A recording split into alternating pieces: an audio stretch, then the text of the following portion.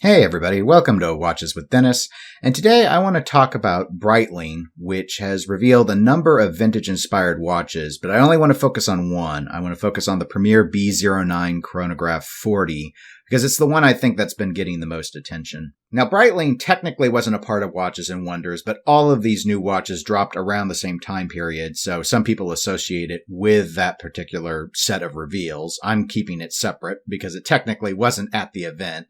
But the B09, they had two variants that they revealed. One is a red, gold, and silver watch, sort of classically attractive watch, and we're not going to spend any time on it. In part because it's over $20,000, and also it's not the one that people are talking about. As is often the case, people are talking about the steel watch.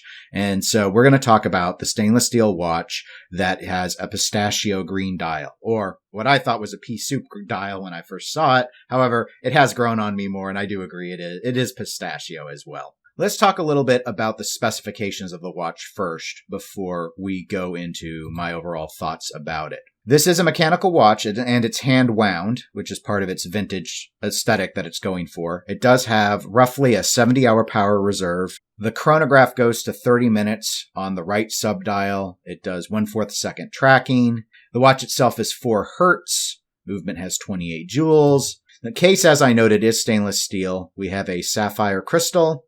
The water resistance on the watch is 100 meters. It's a fixed bezel watch. The watch does not feature a screw-down crown, which I have seen other 100-meter water-resistant watches without one, but it does tend to be atypical. They do note that it has 2 gaskets, and they say that the crystal has an AR coating on both sides. In terms of size, the diameter of the watch is 40 millimeters, the thickness is 13 millimeters, the lug width for the band is 20 millimeters, and it comes on an alligator leather strap. In terms of price, Breitling's website lists this watch at $8,400 US. So what do I think of this watch overall? Is it popular because it's green? After all, 2021 is the year of green. This is a pretty unique green. I think it's fairly polarizing, though most of the commentary I've seen has been positive to it. I think a lot of people have warmed up to it like I did, and get the thought of that sort of pistachio green ice cream sort of look, rather than the pea soup baby vomit look that I initially reacted to. But I often react to interesting colors negatively when I first see them. I think it plays well with the steel and the silver style look to the numerals. I like the font that they use on the dial. I do have a few issues with the watch overall, and I get that it's a vintage homage, so there's only so much variance that they could get away with. So it's really a question of whether you like the vintage look or not.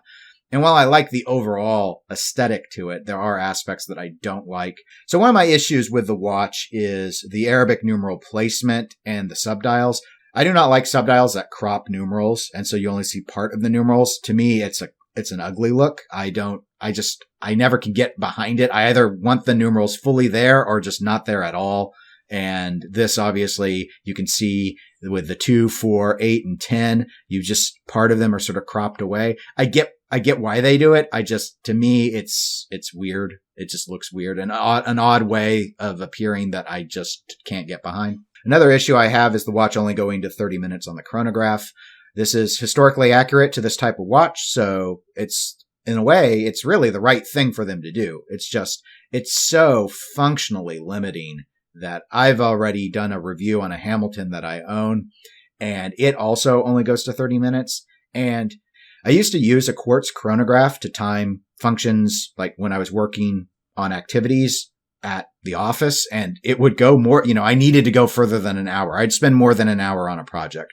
And I found that with my Hamilton, I just couldn't use it for that function. So I don't use the chronograph as much as I thought I would, because it just doesn't go long enough. And so that would be an issue for me, practically speaking, with the Premier B09. I just wouldn't be able to use the chronograph for much of what I would want to use one for. A third thing I'll note, though, this is the Premier line. And so with Breitling's Premier line, it is targeted to be higher end for people that want to spend this sort of money. But the money equation is always a factor for me, and I just cannot help but think of Zenith, which is known for their chronographs.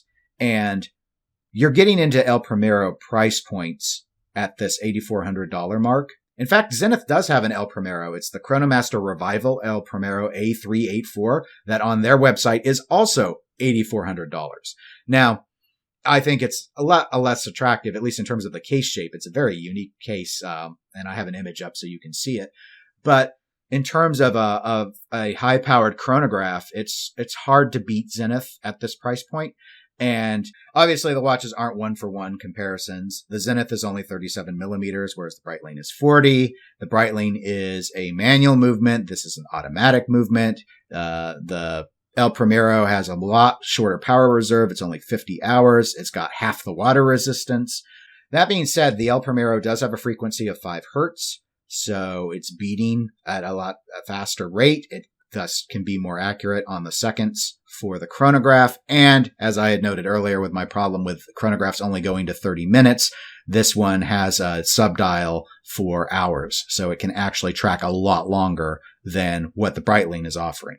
But it's a very different watch as well, other than it is still in the steel sports category and at about the same price point. So I throw it out there as a comparison. But I think for folks, it's really going to come down to whether you want sort of the elegant, unique look of the Breitling with the pistachio dial and that throwback manual wind style, or if you're more in the mood for a chronograph that might have more functional appeal to you. And then in that case, Zenith has a number of El Primeros, many of which are priced higher than the Breitling, but I've thrown out one example where you could get it for the same price. But I'd love to know everyone's thoughts. Please comment below regarding what you think of the Breitling Premier B09. Do you like the pistachio dial? Do you like the throwback look? Are you comfortable with what they do with the indices and such on that?